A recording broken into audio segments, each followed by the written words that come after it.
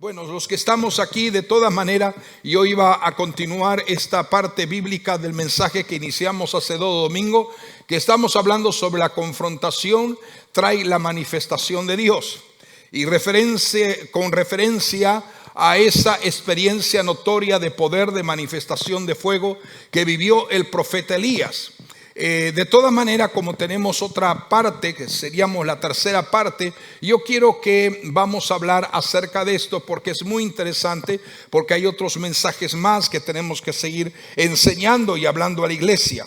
Recuerde que estamos nosotros en la parte bíblica, nos hemos detenido a poder ver con precisión el libro de Primera de Reyes, el capítulo 17, 18, 19, y finalmente estaremos viendo también Segunda de Reyes, capítulo 2, donde finalmente es cuando el Señor se lleva a su siervo, el profeta Elías, en un carro de fuego hasta la misma presencia de Dios. Mientras tanto, queremos poder meditar en donde nos hemos detenido el día domingo y estuvimos hablando y explicando acerca de cómo fue la confrontación que Elías tuvo en el Carmelo y cómo realmente Dios manifestó el poder de su gloria enviando fuego del cielo, consumiendo el holocausto, también consumiendo la leña, el agua. Y dice que aún hasta el polvo que había alrededor del altar fue consumado también. Muy bien, una vez que hubo esa manifestación de Dios, por cuanto antes hubo una confrontación directa de Elías contra lo que era el engaño, la falsedad y la idolatría que había sido encaminado Israel a consecuencia de esos reyes perversos que se llamaba Acab y Jezabel. Recuerde que todo esto se está desarrollando en la tierra del norte, que viene a ser Israel, y ahí se está desarrollando toda esta escena. Recuerde que Israel en un momento dado se dividió en 2 gobiernos, o en 2 naciones, o en 2 se dividió. Uno era la tierra de Israel y el otro la tierra de Judá. En Judá no había mayor problema porque en Judá estaba Josafat como rey. Y Josafat era un rey que temía a Dios y amaba a Dios profundamente. Fue ese mismo rey que cuando vio amenazar los enemigos a Judá, él inclinó su rostro y entró en ayuno y oración y dijo: yo no sé lo que hacer contra esta multitud tan grande. Y ahí Dios le da el diseño, le da realmente la estrategia de cómo poder confrontar al enemigo. Siempre cuando tú y yo no sabemos qué hacer frente a una batalla, una presión, hay uno a quien nosotros tenemos que continuamente consultar, orar y pedir, y es a nuestro Dios. Muy bien, entonces podríamos hablar tantos detalles de la vida de Josafat, y toco esto porque vamos a ver ahora algo importante. El fuego descendió, todo el pueblo clamó diciendo que Jehová era Dios, pues era el Dios que respondía por fuego. Era esa la señal que el profeta Elías había establecido. Pero había todavía una necesidad sobre el territorio de Israel, y era que la tierra estaba seca en gran manera, pues hacía 3 años y medio que no llovía, exactamente 42 meses. Cuando descendió el fuego y el pueblo reclamó, luego el pueblo confesó de que Dios era el Dios verdadero. Entonces dice la Biblia en el mismo capítulo 18, en los versos siguientes del 41 en adelante, que juntamente con Elías iba su criado, su siervo, el que le acompañaba, y subieron hasta la altura del Carmelo. Es decir, subieron más alto, subieron prácticamente en lo alto del Carmelo. Y cuando estaban allí en el alto del Carmelo, entonces dice la Biblia que Elías se inclinó de rodillas y comenzó a orar a Dios. ¿Para qué? Para que viniera el agua y pudiera acabar con la sequía. Y podemos observar, esto simplemente lo estoy mencionando porque todo eso está en los versos que usted puede leer del 41 del capítulo 18 de Primera Rey en adelante. Y usted puede observar que entonces Elías dijo a su siervo que viniera hacia arriba y a ver si había alguna señal, si había alguna evidencia de que a punto estaba de llover. Y sin embargo fue una vez, 2, 3 y dijo Elías: ve 7 veces. Y en la 7ª vez dice la Biblia que el siervo le comunica al profeta Elías: he visto una pequeña nube como la palma de una mano.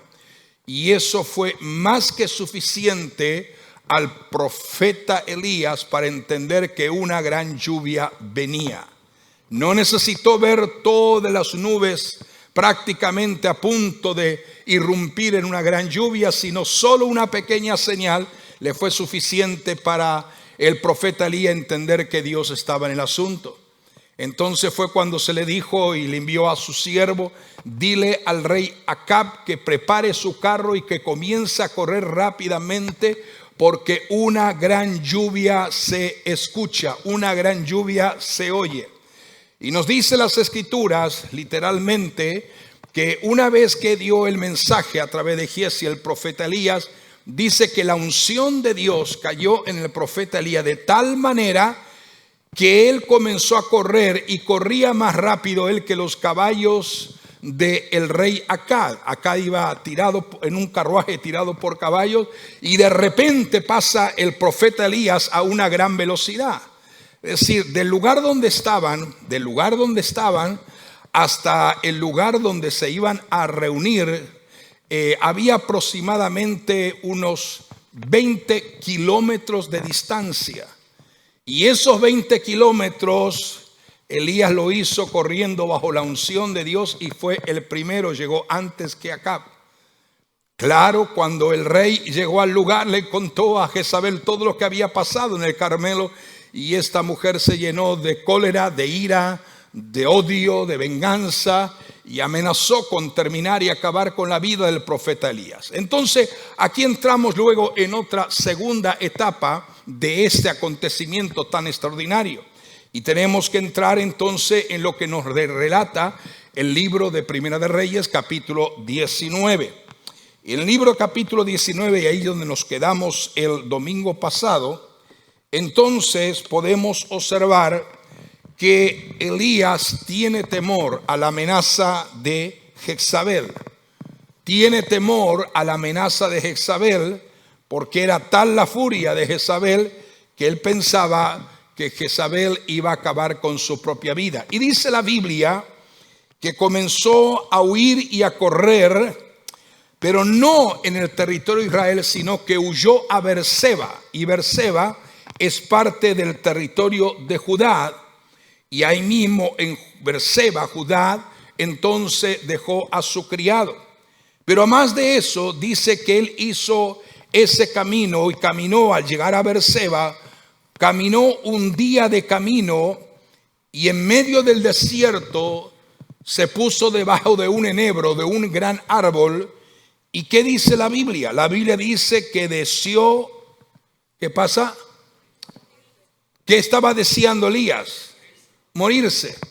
O sea, estamos viendo un Elías que vio la gloria de Dios descender fuego, vio el poder de la unción de Dios, aleluya, haciéndolo correr velozmente más que los carros y los caballos de Acab. Pero sin embargo, ahora en este momento está desalentado, agotado, y lo vamos a ver y vamos a explicar este punto, hasta el punto tal que él deseaba morirse. Cuando una persona desea morirse, está pasando por diferentes etapas. Puede ser un estado agudo de depresión. También puede pasar un estado muy preocupante de desánimo o desaliento. Yo creo que todo eso fue un ataque del enemigo contra la vida, ministerio del profeta Elías. Por eso que luego el Nuevo Testamento dice que Elías era hombre sujeto a pasiones igual que nosotros. Pero cuando la Biblia dice que Elías era sujeto a pasiones, no se refiere a pasiones desordenadas y morales, sino más bien a que tenía la tendencia de todo hombre que se podía cansar, se podía agotar y podía desanimarse. Asimismo le sucedió a Jesucristo, recuerde, en el Getsemaní, y vamos a tocar ese punto rápidamente. Entonces, lo que el Señor nos está hablando en todo este relato bíblico y escritural es que estamos viviendo tiempos de confrontación acerca de nuestra fe y en quién hemos creído. Pero son tiempos, a la vez como son de confrontación, son tiempos donde la manifestación de Dios se hará real en aquellos que mantienen sus ojos puestos en Él. En el Dios Todopoderoso, quien es superior a cualquier problema que nos rodea, superior a cualquier circunstancia que nos pueda amenazar, y está por encima de cualquier condición llamado problema o situación difícil. Hoy, por eso que cuando comenzamos este año, comenzamos a hablar acerca del poder y grandeza de Dios, pero hoy nos podemos levantar sobre nuestros pies con una plena seguridad, sabiendo que Él nos ha mandado a preparar el camino al Rey. Y mientras preparamos el camino al Rey, la mejor manera de prepararnos es prepararnos nosotros mismos para el encuentro con Él. Entonces, observamos ahora que Elías está desanimado. El pensamiento o el deseo deseaba morirse antes que caer en las manos de la reina Jezabel. Y es interesante ver este pasaje bíblico, que en ese momento, cuando no sabía qué hacer, podemos observar que de repente él se quedó cansado, extenuado por la gran batalla, la gran victoria que Dios le había dado. Entonces en ese momento él se durmió. Y en el momento cuando él estaba durmiendo, vino un mensajero, un ángel del cielo, y lo despertó a Elías. Y cuando lo despertó a Elías, resulta que ahí tenía agua y tenía una torta que había hecho el ángel. Y parece que recién estaba cocinada porque aún estaba caliente.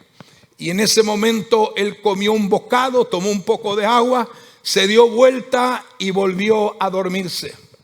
Esto significa lo cansado y extenuado que estaba el profeta Elías. Pero de repente el ángel lo volvió a despertar y dice: Elías, come y bebe, que no has comido lo suficiente. Come y bebe porque, ¿qué sucede? ¿Qué le pasaba? ¿Qué le iba a suceder a Elías? Come y bebe porque largo camino te resta. Es decir, el ángel le dijo largo camino te resta, pero no dijo cuántos días ni cuántas noches iba a caminar el profeta Elías. Yo pienso que algunas veces el Señor también nos habla a nosotros como iglesia. Estamos en una batalla, libramos una batalla, está bajo un estado de presión y nunca el Señor nos dice cuántos días vamos a pasar por ese estado, porque algunas veces si nos dijera los días, pienso que nos quedaríamos aún más desanimados el saber que todavía faltan algunos días más para alcanzar un nivel de victoria. Y en este caso el ángel dijo: come y bebe, Elías, porque el largo camino te resta. Y dice la Biblia que entonces Elías comió y bebió. Y entonces Elías hizo un recorrido a pie, no en carro ni en caballo, a pie.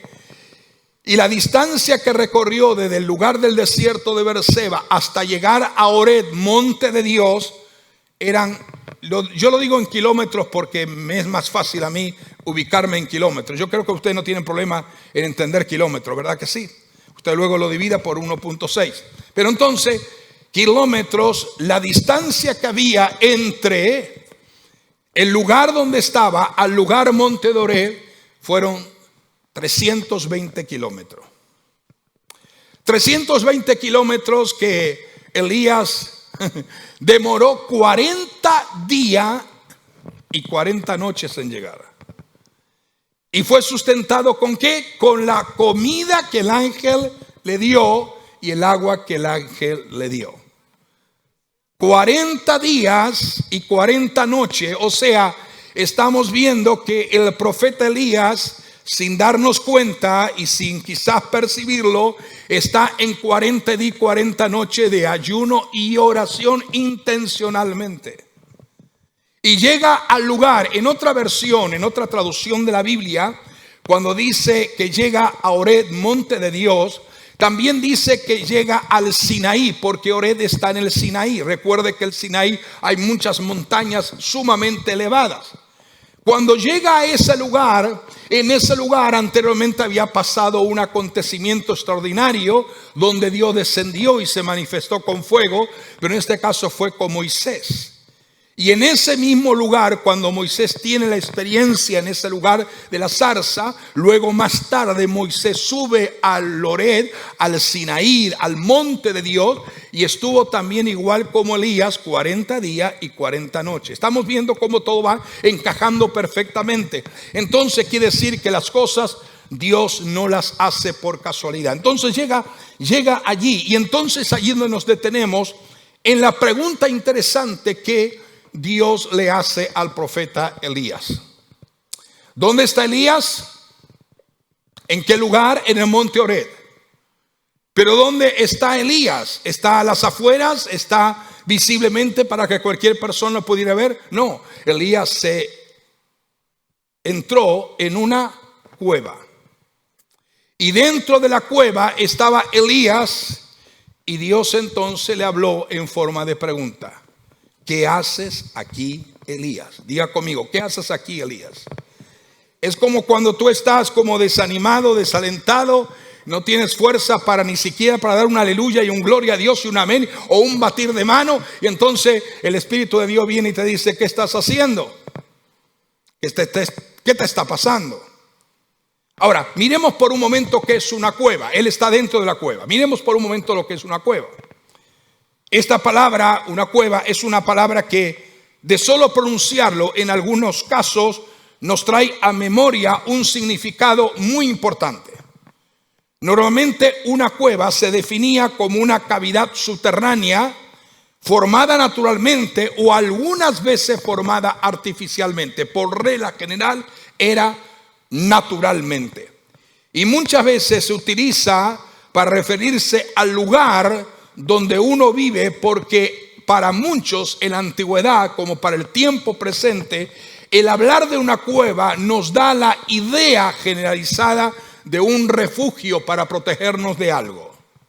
A veces donde uno quiere vivir cuando las cosas están muy apretadas, un lugar donde uno puede esconderse, donde nadie lo ve y estar alejado de la situación que rodea al mundo. A mismo el salmista dijo, y muchas veces yo no sé si usted ha hecho esta oración, yo la he hecho esta oración, claro que sí. Somos humanos y algunas veces estamos pasando por momentos de batalla, pero algunas veces y mi esposa sabe, algunas veces yo he hecho la oración de David cuando dijo David, ¿quién me diera alas como paloma y volaría lejos? Usted no la ha hecho porque usted es más espiritual, pero yo sí la he hecho. Momentos de batalla, momentos de situaciones que uno dice, oh, aquí me uno a la oración de David, ¿quién me diera alas de paloma y volaría bien lejos? Vamos a ser sinceros, ¿usted lo ha hecho esa oración alguna vez o no? No, quizás no he hecho esa oración, pero quizás usted dice, oh, si yo encontrara una cueva donde nadie me viera, yo me escondiera y desaparecería de todo lo que me rodea. ¿Lo pensó alguna vez? Por eso que en las Sagradas Escrituras encontramos distintos pasajes que nos hablan de cuevas. Por ejemplo, Lot y sus hijas, cuando huían del juicio terrible de Sodoma y de Gomorra, dice la Biblia en el libro de Génesis capítulo 19, el verso número 30, que sus hijas y Lot se refugiaron en una cueva. ¿Para qué es entrar a una cueva? Para refugiarse. Porque Sodoma y Gomorra estaba siendo destruida por el juicio de Dios y con fuego, por supuesto. También la Biblia dice que David, antes de ser y llegar a posicionarse como rey, David hizo de la cueva de Adulán una cueva donde preparó a los soldados y donde preparó personas que eran perseguidos y que no tenían prácticamente ningún valor para la sociedad que lo rodeaba. Los preparó y los capacitó para ser guerreros, y ahí nacen los 300 valientes esforzados de David. También la Biblia nos habla acerca de Abraham, que compró una cueva en Maspela para enterrar a su amada esposa Sara. Y así podríamos seguir hablando de muchas cuevas más que la Biblia menciona. Entonces es importante que nosotros entendamos que hoy en día quizás no estás cerca tú de una cueva, o no estamos cerca de una cueva, pero quiero explicar lo que figurativamente o de una forma espiritual significa estar en una cueva. Estas cuevas que hoy en día tenemos no son como la que estaba Elías o la que estaba David o la que compró posiblemente Abraham. Pero son cuevas modernas y son precisamente en lugar donde muchas veces a través de la presión, de la batalla espiritual, podemos encontrarnos. Cuando está hablando de cueva, está hablando de una condición en el sentido espiritual. Una condición en que te puedes encontrar internamente, interiormente. Una actitud que muchos cristianos están tomando en estos momentos, cuando quizás no quieren o no saben cómo enfrentar la presión y la batalla que está frente a ellos, o los problemas que se les presentan a diario en la trayectoria de su vida cristiana rumbo a la eternidad. Ahora, es interesante entender que sin importar qué posición tú o yo ocupamos en la iglesia de Jesucristo, en nuestra responsabilidad diaria como familia o nuestra responsabilidad diaria en nuestro trabajo, muchas veces habrá momentos que hay personas que en su pensamiento quisieran encerrarse en una cueva. No estamos hablando literalmente como tal, pero en la forma figurativa. Y lo que esto quiere decir es que habrá ocasiones cuando hay personas, aún llamados creyentes, que quieren escapar de todo y huir de la realidad presente o esconderse de la presión que estamos viendo hoy en día. Recuerda, hermanos, cuando todo comenzó en el año 2020 pensamos que iba a durar un par de meses. Y ese par de meses se ha convertido ya en 2 años y 1 mes. ¿Estamos viendo eso? Nadie pensaba que una situación de una índole de características globales y mundiales pudiera mantenerse tanto tiempo en la misma condición cada vez más degradante. Y para muchos creyentes esto ha sido prácticamente un efecto que ha debilitado su vida espiritual, que ha debilitado su relación con Dios. Por eso que muchas veces hay personas que se encuentran quizás en el mismo momento que se encontraba quizás David o Elías o tantos otros que podríamos mencionar. Lamentablemente, queramos o no reconocer, hoy en día hay cristianos que están refugiados en sus pensamientos y en sus formas de actuar como que están dentro de unas cuevas.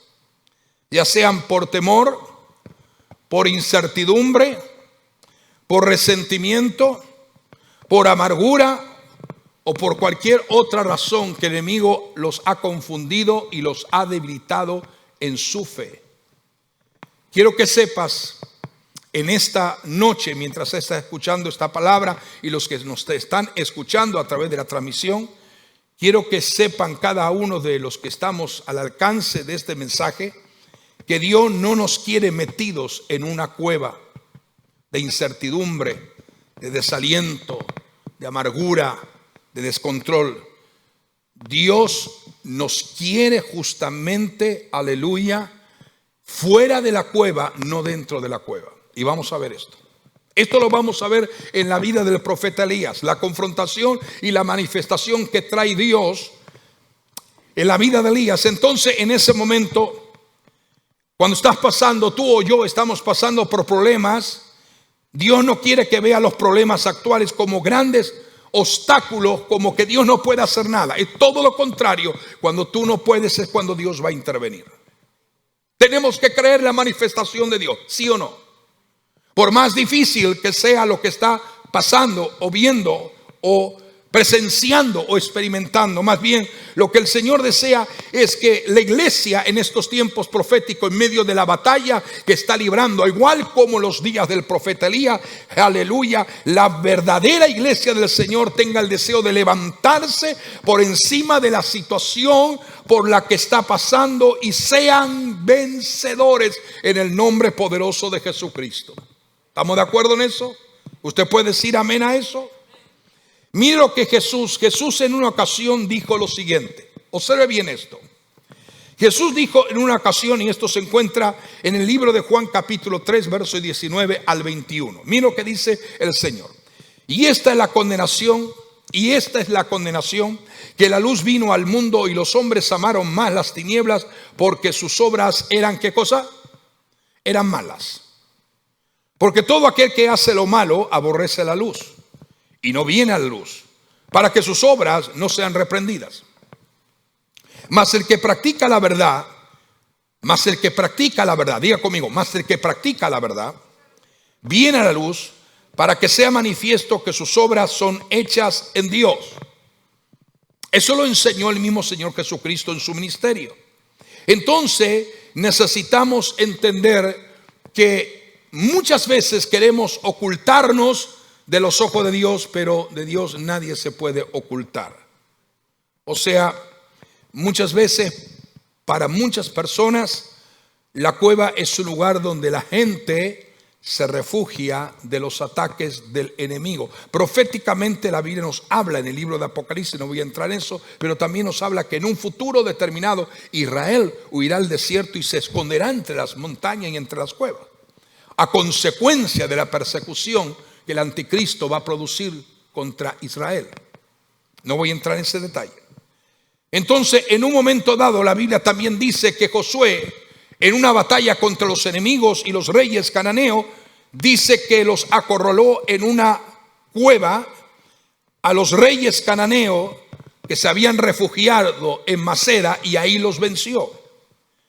También la Biblia dice que los israelitas, cuando fueron atacados por los madianitas y por los filisteos, en este caso a un mismo Gedeón, se escondieron en las cuevas porque los madianitas esperaban que recogieran la cosecha y luego ellos venían y robaban toda la cosecha.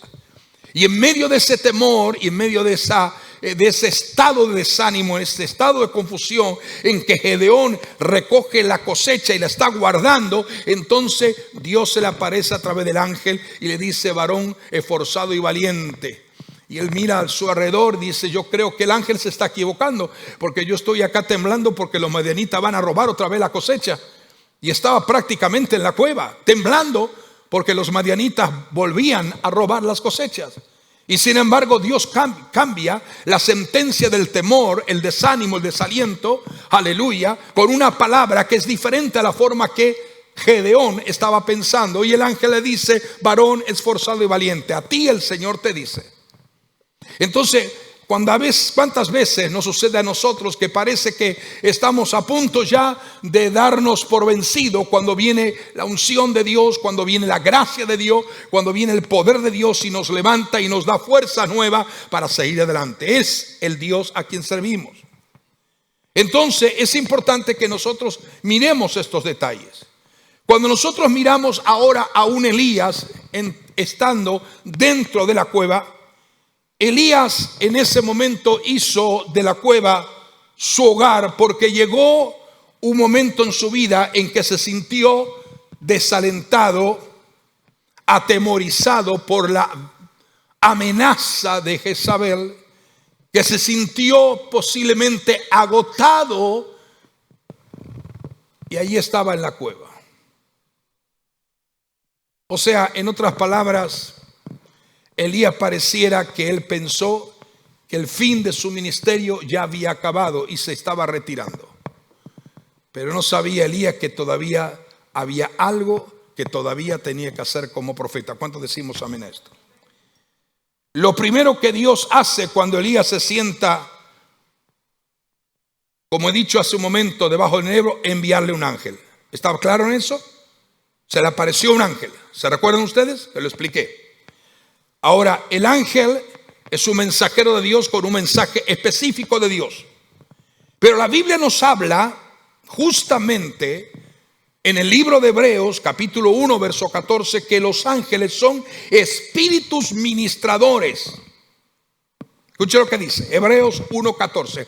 Los ángeles son espíritus ministradores enviados para servicio a favor de los que serán herederos de la salvación. Quiere decir que hay una promesa dada por Dios en la Biblia, que de momento muchas veces dificultad y situaciones difíciles, Dios puede y es poderoso para enviar ángeles y ministrarnos en fortaleza y ministrarnos en un mensaje que viene de parte de Dios. Ahora, nunca debemos de orar a los ángeles, ni tampoco adorarlo, ni tampoco pedirle. Tenemos que ser fiel a Dios y decirle a Dios: Dios es poderoso para mandar tus ángeles a que nos ayuden a pelear esta batalla espiritual.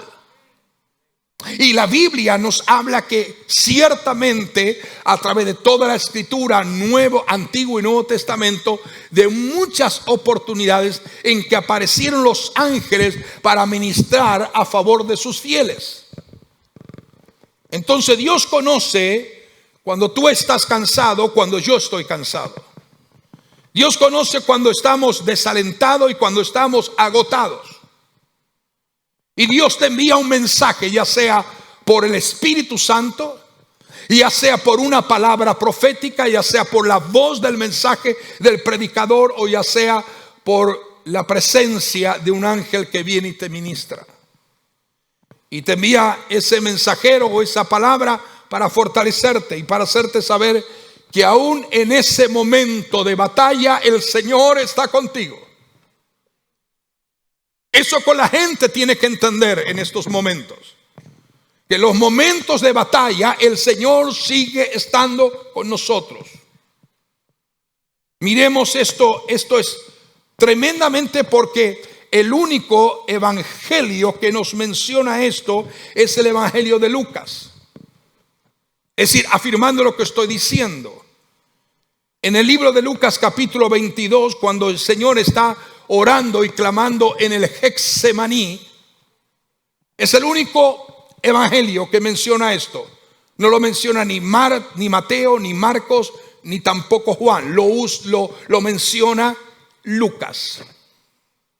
Y Lucas dice en el verso número 43 del capítulo 22 de este libro, y dice que mientras el Señor estaba en agonía, clamando al Padre para que, si fuera la voluntad del Padre, pasara de él esa copa amarga que representaba el pecado de todos los seres humanos, se hiciera la voluntad del Padre Celestial. Pero nos dice la Biblia que Jesús estaba en un momento de agonía. Dice que su sudor era tan intenso que comenzó a notarse como gotas de sangre. Y las escrituras nos dice aquí en el verso 43: y se le apareció un ángel. ¿A quién se le apareció el ángel? A Jesús. En el Getsemaní se le apareció un ángel del cielo. ¿Para qué se le apareció el ángel del cielo a Jesús mientras estaba peleando la batalla del Getsemaní? Literalmente dice: para fortalecerlo. Dice: para fortalecerlo. Yo creo sin lugar a duda de que dentro de ese movimiento de manifestación de Dios para los tiempos finales y postrero va a haber una interacción de Dios a través del Espíritu Santo, a través de mensajes realmente reveladores y profundos, pero también a través de ministraciones de ángeles que van a interactuar a favor de la iglesia en estos tiempos postreros y finales. Si usted no lo cree, es problema suyo, pero sí, yo lo creo. Dios es poderoso para hacer, y dice la Biblia que esos mensajeros, esos ministradores, son dados para fortalecer a aquellos que son llamados a heredar salvación. Ese eres tú y soy yo. ¿Estamos de acuerdo, sí o no? Entonces apareció para fortalecer ese momento de angustia que estaba pasando Jesús en su naturaleza humanizada. Entonces quiere decir que no solamente el ángel se le aparece a Elías, sino que también le preparó la comida, como ya lo hemos explicado. No voy a detenerme en esto porque ya lo he explicado bien. Quiere decir que Dios, diga conmigo, Dios siempre conoce mi estado de ánimo. Pero dígalo más fuerte: Dios siempre conoce mi estado de ánimo. A Dios no te puedes esconder. Yo no me puedo esconder ante Dios. Él sabe si estoy desanimado, si estoy alentado, si estoy siendo realmente, si tengo abatimiento o si estoy en un nivel diferente. Él sabe. Él sabe, diga conmigo, Él sabe cómo yo estoy. No nos podemos esconder delante del Señor. Y Dios conoce no solamente nuestra necesidad y nuestro estado de ánimo, sino también conoce cuando te hacen falta fuerzas para continuar. Y Él va a hacer lo indecible cuando crees en Él y confía en Él para hacer lo que sea necesario para que te pongas en pies y sigas marchando. Él solo conoce cuando te encuentras solo o decepcionado o decepcionada. Pero la promesa es que Él no te va a abandonar. Tenemos que asegurar que Él nunca nos abandona. Él no nos va a desamparar. ¿Por qué? Porque Él ha prometido en su palabra que estaría con nosotros y en nosotros todos los días de nuestros días hasta la consumación de los siglos. Yo digo amén a eso. Lo único que Dios quiere es que tú renueves la visión en Él, para que puedas comprender de una forma tangible y clara que lo que Él ha trazado sobre tu vida, los diseños y los propósitos que Dios tiene señalado para tu vida, se van a cumplir. Por eso que la respuesta o el mensaje del ángel se cumplió literalmente. En esos 40 días y 40 noches yo creo que la visión aún de Elías se renovó totalmente. Tú sabes lo que estar 40 días caminando en la dependencia de Dios y 40 noches. La visión se renueva. Y dice que al cabo de esos días llegó a ese lugar que estoy mencionando. Y este es un lugar significativo. Escuche bien lo que vamos a observar aquí. ¿Qué es lo que sucedió mientras Elías estaba en la cueva del monte Horeb, monte de Dios?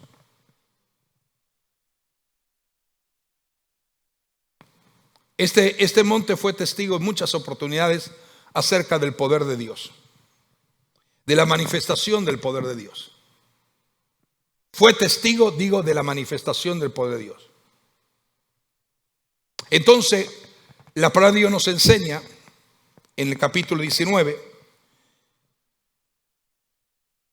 que en este momento, cuando Elías está en la cueva, mire cómo es Dios tratando y cómo Dios hace las cosas. Escuche bien. Cuando Elías está en la cueva, Dios envía otra vez un ángel. Respóndame.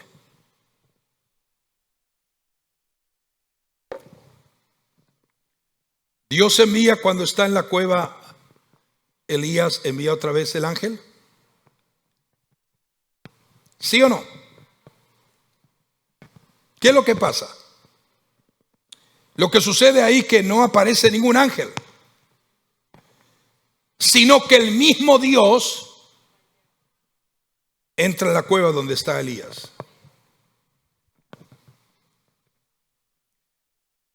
En nuestra vida hay situaciones donde Dios enviará ángeles o mensajeros celestiales, pero en otro momento habrá el movimiento de la voz de Dios y de la experiencia profunda con Dios, donde realmente Él directamente interviene. Él hace lo que le plazca. O puede mandar un ángel para levantarte y preparar una comida espiritual para fortalecerte, o una comida física, como Él quiera lo puede hacer. Pero hay momentos, como en el caso de Elías en la cueva, que no mandó ahora a través del ángel, sino que era Dios mismo que había descendido sobre ese lugar. Y me llama la atención de asegurar y aseverar de que Dios estaba allí con Elías en la cueva por la siguiente razón. Dios no le pregunta como le preguntó a Adán, Dios, ¿dónde estás? Porque puede ser que si le preguntaría, Elías escucha la voz y con un fuerte grito hubiera dicho, aquí estoy dentro de la cueva. Tampoco le preguntó qué haces allá, como diciendo que él estaba distante a donde estaba Elías, sino que la pregunta que Dios le hace al profeta es, ¿cuál fue? ¿Cuál fue la pregunta que le hace al profeta? No me estén mirando, estén mirándome, escuchando y leyendo la Biblia. ¿Qué le hace al profeta Elías? ¿Qué pregunta le hace? ¿Qué haces aquí? Eso da señal de proximidad. Yo puedo estar afuera y grito afuera: Hugo, ¿estás adentro? Y Hugo me responde: aquí estoy dentro. Pero eso no es proximidad. O puedo decir: Hugo, ¿dónde estás? Pero cuando yo digo: ¿qué haces aquí?, significa que estoy cerca donde él mismo está. ¿Qué haces aquí? Y esto significa que Dios mismo se manifiesta de alguna manera. Entró en la cueva con Elías. El propósito de entrar en la cueva con Elías era que Dios no lo quería mantener en la cueva, lo quería sacar de allí. No hay lugar donde tú estés que Dios no tenga poder para sacarte.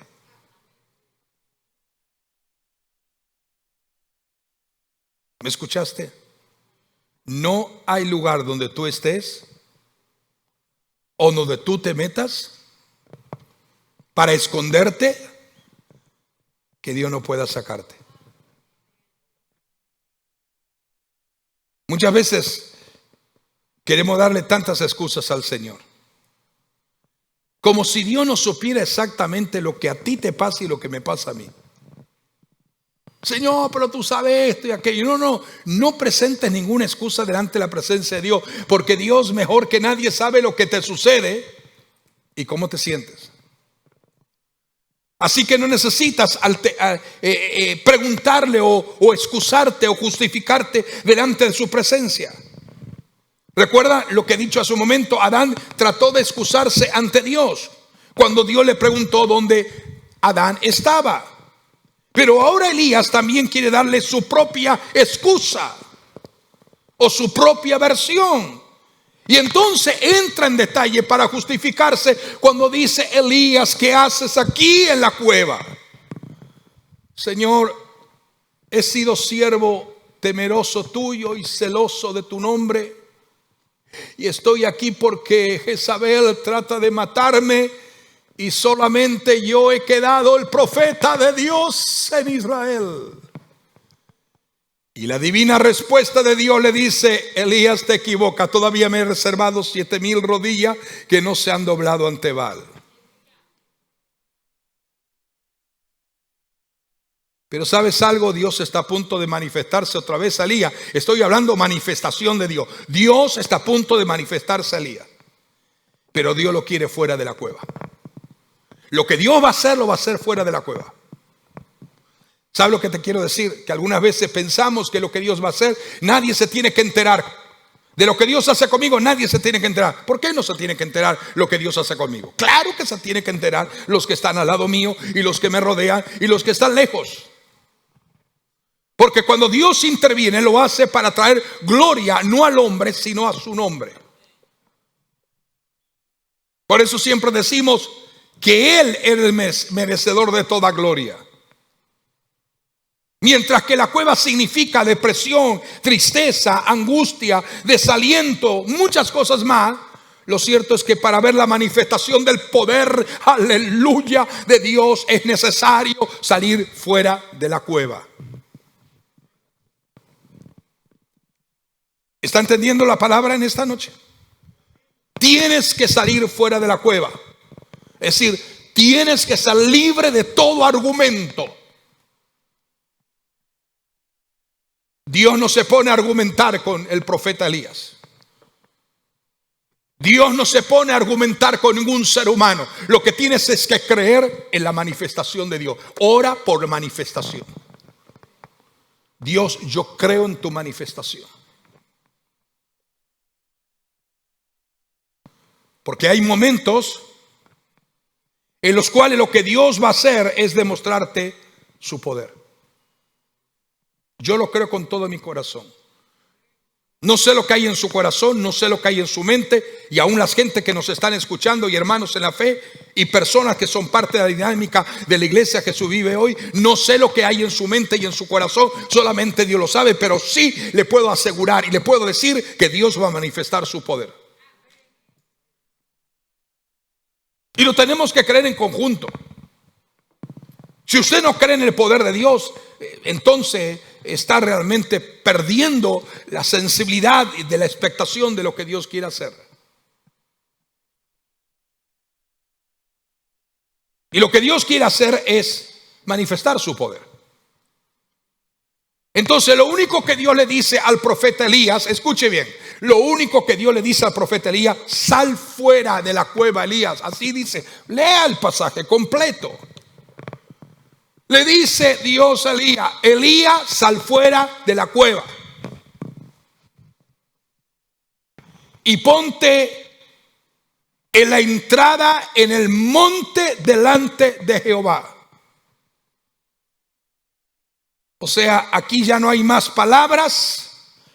Lo que Dios va a hacer es demostrar a Elías su poder.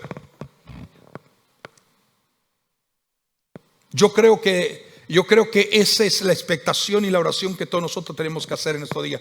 Tenemos que llegar a un punto tal que digamos: Señor, ya no es solo lo que la gente diga, es lo que tú vas a hacer. Y Dios va a hacer algo para demostrar el poder. Entonces Dios, cuando está en ese momento y lo saca y Elías sale fuera de la cueva, entonces dice lo primero que vino un fuerte y poderoso viento. Diga conmigo: un fuerte y poderoso viento que rompía los montes y quebraba las peñas delante de Jehová. Un fuerte viento a tal punto que rompía las piedras. Y cuando terminó esa manifestación o esa demostración del poder de Dios, entonces vino, luego del viento que vino, un terremoto. Un terremoto fuerte que conmovía aún la montaña donde estaba Elías. Y después del terremoto que vino fuego. Y hay algo tremendo cuando uno comienza a ver y a leer la Biblia, a estudiar este pasaje. Diga conmigo: viento, terremoto y fuego. Y dice la palabra del Señor que en ninguna de estas manifestaciones estaba la presencia de Jehová. Escuche bien. Esto era una demostración de lo que Dios usa. Dios usa cualquier instrumento. Dios usa aún los elementos de la propia naturaleza en sí, que Él desea para que sirvan a sus propósitos y que Él pueda hacer con ellos lo que desee. Decir, lo importante es que tú y yo seamos instrumentos para ser usados por Dios. Pero nosotros no somos lo importante, el importante es Él. Dios te escoge, te usa, te llena, te satura, te impregna de gloria, te da virtudes, te da talento, te da dones, te usa para la gloria y la honra de tu nombre. Y es lo que Dios quiere hacer sobre nuestras vidas. Dios usó en un momento dado el viento, usó el terremoto, usó el fuego para consumir el holocausto. Pero es importante distinguir entre la presencia de Dios y los instrumentos que Dios usa para su gloria, honra y alabanza. Por esa razón es que debemos de discernir por el poder de la unción del Espíritu Santo. Los verdaderos creyentes que viven en el Espíritu de Dios, los verdaderos creyentes que viven cerca de la presencia de Dios, están buscando continuamente la presencia de Dios. Y a veces esa presencia se va a manifestar como lo que ahora a punto está de experimentar Elías. Él está afuera, pero una vez que vio todas esas manifestaciones, terremoto, viento y fuego, y dice, pero allí no estaba Dios. Eso es lo que dice la Biblia. Entonces como que Elías volvió otra vez a querer entrar por segunda vez a la cueva, y entonces Dios lo para y le vuelve a preguntar: ¿qué haces aquí, Elías? Es decir, él no había entrado, pero de corazón, su corazón estaba pensando volver otra vez donde estaba. Y le pregunta: ¿qué haces aquí, Elías? Y cuando le hace por segunda vez, vuelve otra vez Elías a responder lo que dijo en la primera ocasión. Y entonces dice la Biblia que se manifestó un silbo apacible. Diga conmigo: silbo apacible. Un susurro apacible. Una suave voz, que la voz de Dios, que le estaba dando aliento a Elías para que todavía hiciera lo que tenía que hacer. Le dijo: Elías, tu ministerio no ha terminado. Me tienes que ungir a Jehú, me tienes que ungir a Eliseo, y me tienes que ungir a un rey que voy a usar para traer juicio a Israel. Y a través de la espada, el que escape de la espada de este rey será alcanzado por la espada de Jehú, y el que escape de la espada de Jehú será alcanzado por la espada de Eliseo. Es decir, no has terminado. Vino la voz como un silbo apacible. La actitud de Elías, aleluya, es obedecer a Dios. Y está diciéndole Dios: prepárate, porque Eliseo te va a sustituir en tu ministerio. Al punto de Dios reemplazar a Elías por Eliseo. Y de eso lo podemos ver en Segunda de Reyes, pero no voy a entrar en eso. Lo que nos enseña todo esto es que lo importante no es el hombre, sino Dios, quien hace todo. Dios sabe reservar para sus siervos y sus siervas fieles, aquellos que guarden, amen y teman en manera especial a Dios, aquellos que no se contaminen y que se consagren para servir a Dios de todo corazón.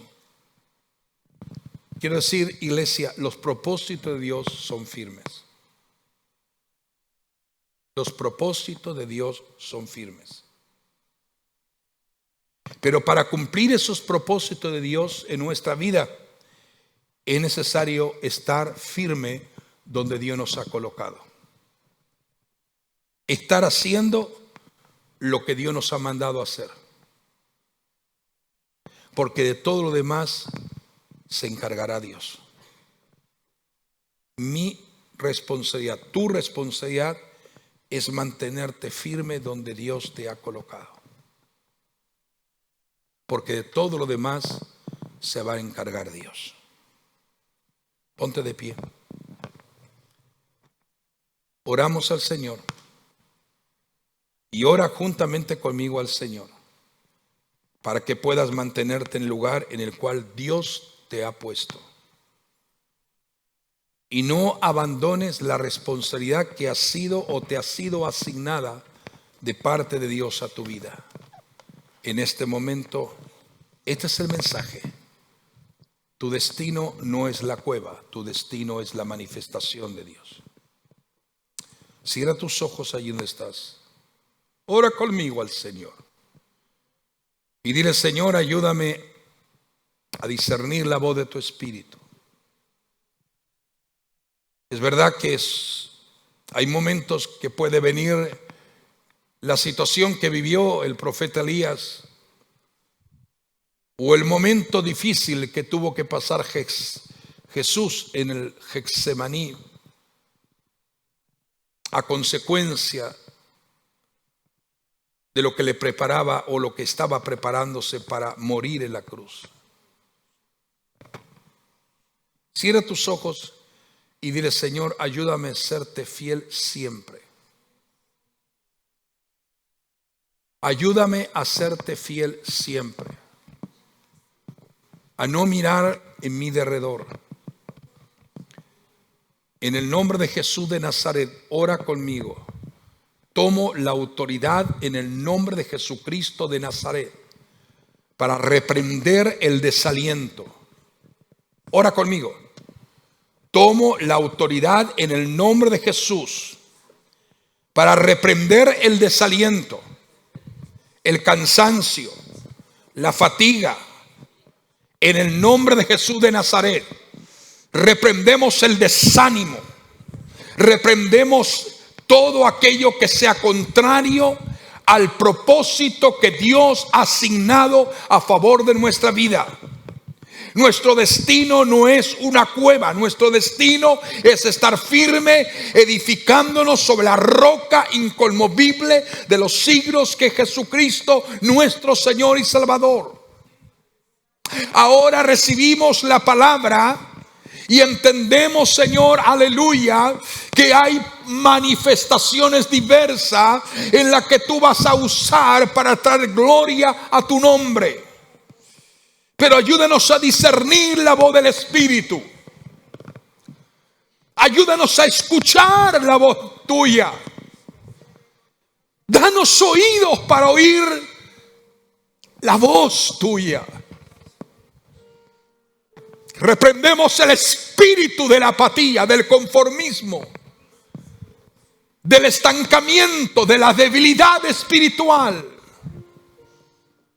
Reprendemos todo espíritu de engaño, todo espíritu de desconcierto en el nombre de Jesús de Nazaret, de debilidad física y espiritual que quiere afectar la vida de hombres y de mujeres. En el nombre de Jesús, Akaterebe Shendalaya. Y Ramakete Basederebe Shondalaya. En el nombre de Jesús de Nazaret, Señor, glorifícate en este momento, Dios mío, por los méritos de Jesucristo. Porque tú nos has dado la autoridad del trono y nos has investido de poder y de autoridad. Señor, tienes diferentes maneras de intervenir favorablemente, ya sea a través de tus ángeles, ya sea a través de la voz audible que habla y comunica tu voluntad a nuestra vida, ya sea a través de una revelación o de una visión o de un sueño profético o de una palabra profética. Tienes diversidades de maneras y expresiones para manifestar en aquellos que confiamos plenamente en ti. En el nombre de Jesús, ayúdanos a meditar en esta palabra.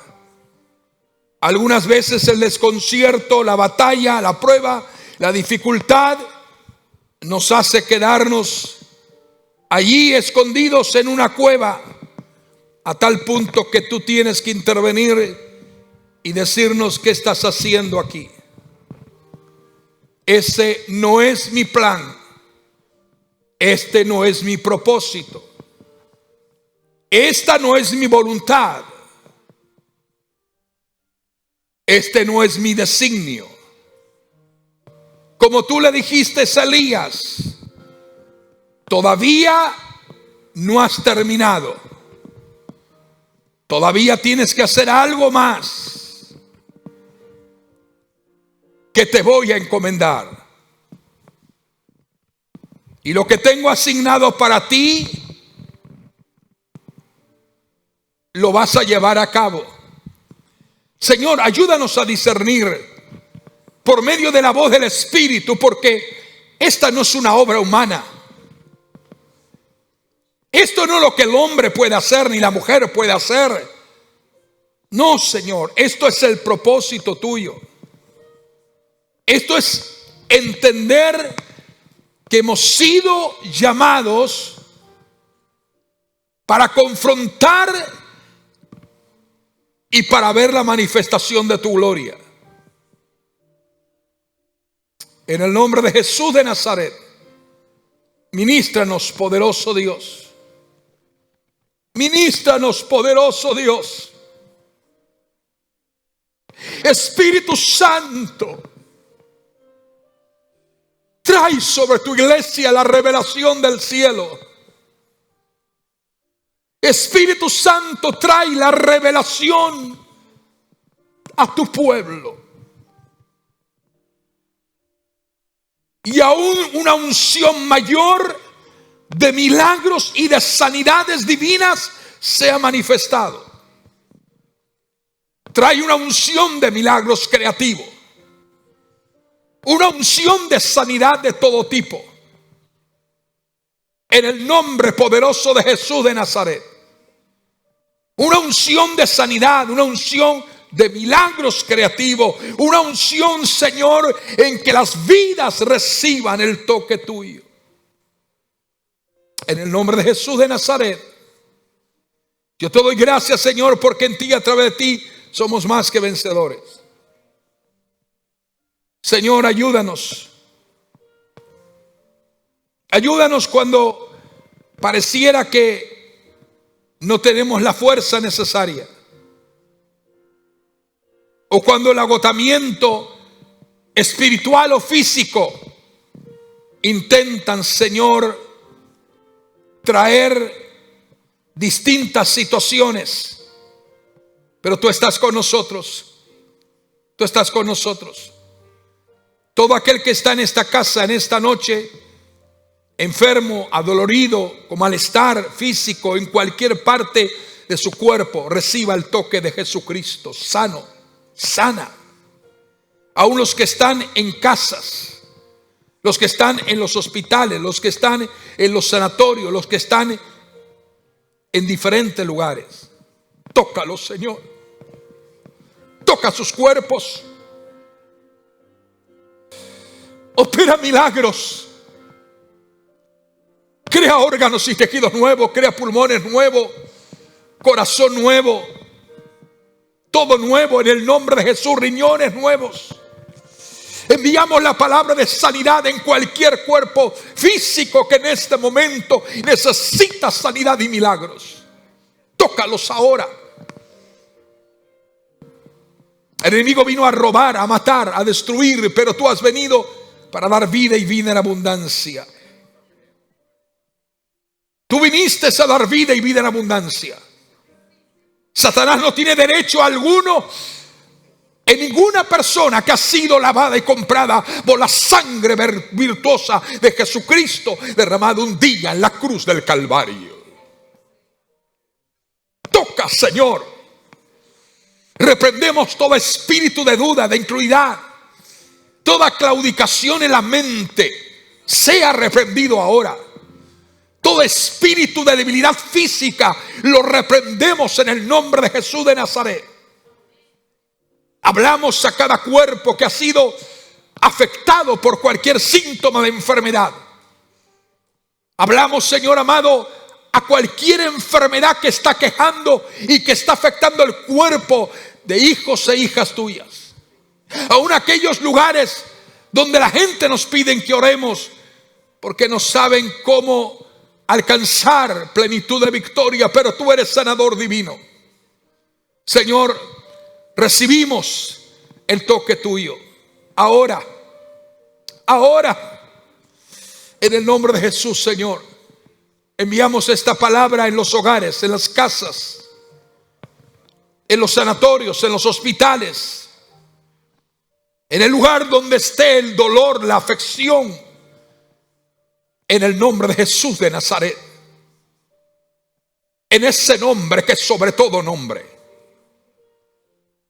Que los caídos sean levantados, que los débiles sean fortalecidos. Revertimos, Señor amado, la muerte por vida, la enfermedad por salud, la debilidad por fortaleza, la desesperanza por esperanza.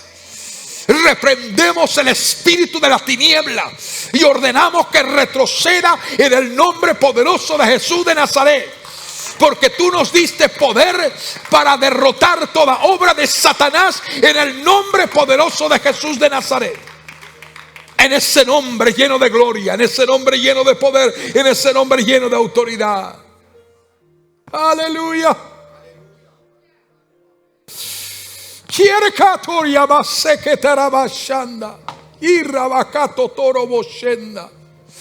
Señor, te damos gracias porque sabemos en quién hemos confiado y sabemos que quienes confían en ti nunca jamás serán avergonzados.